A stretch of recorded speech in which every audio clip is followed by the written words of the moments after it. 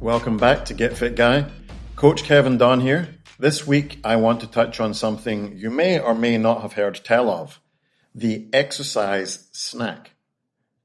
Like the small amounts of food that you eat between meals, the exercise snack is a similar idea. Little bits of exercise when you can't have the full meal.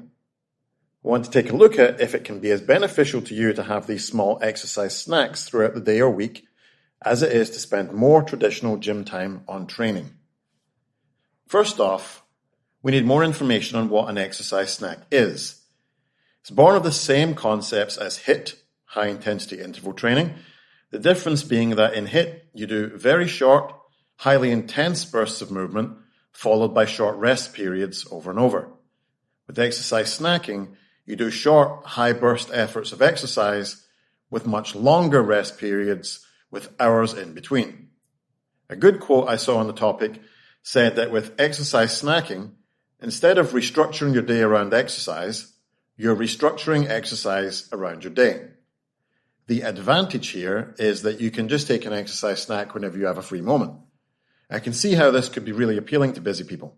Work, family commitments, maybe even traditional gym access can be barriers to getting some daily fitness in. So I'll get into some examples of what exercise snacks could be in a moment, but for now, let's have a look at the purported benefits. In one study, participants performed traditional HIIT on a stationary bike, did 3 sets of 20 seconds all-out sprints, followed by 2 minutes of rest. Another group did the exercise snack version of this, where they did the same 3 sets of 20 seconds, but it was spread throughout the day with several hours between sets. Over a 6-week training period, the improvements in aerobic fitness between the two groups were comparable. In another study from McMaster University, it was shown that fitness benefits can be achieved by performing only 3 vigorous bouts of stair climbing a day. So now we know what an exercise snack is, some of its benefits. What could it look like in the real world? Well, examples of exercise snacks could include doing 3 to 5 rounds of high effort movements for 20 to 60 seconds at a time. Movements like jumping jacks, squats, lunges, jogging on the spot or climbing stairs at home or at work all count. You could even do weighted movements like goblet squats, dumbbell cleans or kettlebell swings. Whatever movement you choose though will need to be a fast contraction. That's because you want to be moving vigorously. So a 20-second stroll 3 times a day would be a poor choice for an exercise snack. So after hearing what exercise snacks are, what some of the benefits might be, you might be wondering what I think. Well, first, it's important to note that most people don't bother reading studies. Just hearing that a study says something is enough for a lot of people. It's important to know that both of these studies, that the myriad of articles and blog posts written about exercise snacks are based upon and reference, were performed on relatively small sample sizes, and the participants in these studies were all described as inactive or sedentary.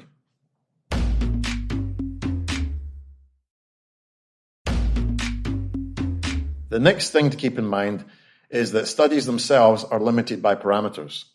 The parameters here might have been, in sedentary people, does exercise snacking improve VO2 max compared to HIIT training over a 6-week training window? The reality is that training is a much more complex and nuanced situation. Small parameters can lead to reductionist thinking.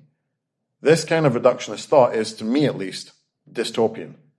Do we really want to have this kind of thinking that we apply to everything as time moves forwards into a future where we don't need to eat because studies tell us that we can gain all our nutrition from a single daily pill?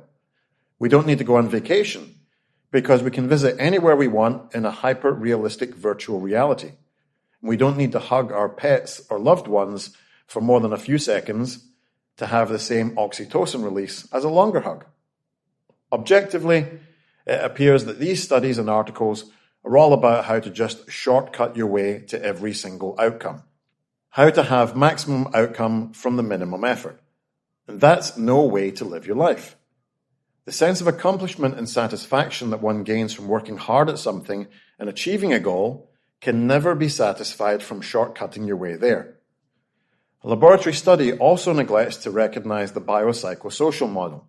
Sure, We may be able to gain the same outcome biologically from doing the minimum, but what about the mental health outcomes of training?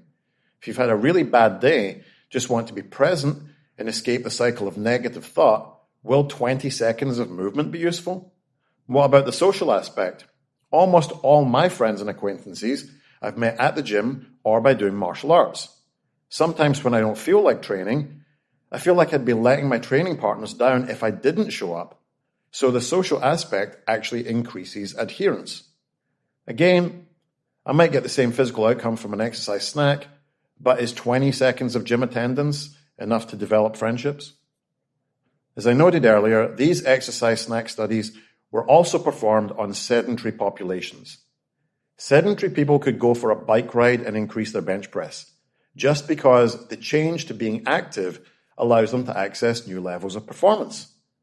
But as time rolls on, adaptation will occur and that will no longer work. Then you will have to increase the volume, have to increase the training complexity, and then you'll end up doing more than an exercise snack anyway. So we have to bear in mind that one of the overarching principles of training, the specificity principle, which we can only adapt to the stress we place ourselves under. If you perform sets of 20 squats at the gym, you'll adapt to sets of 20. You won't be exceptional at one.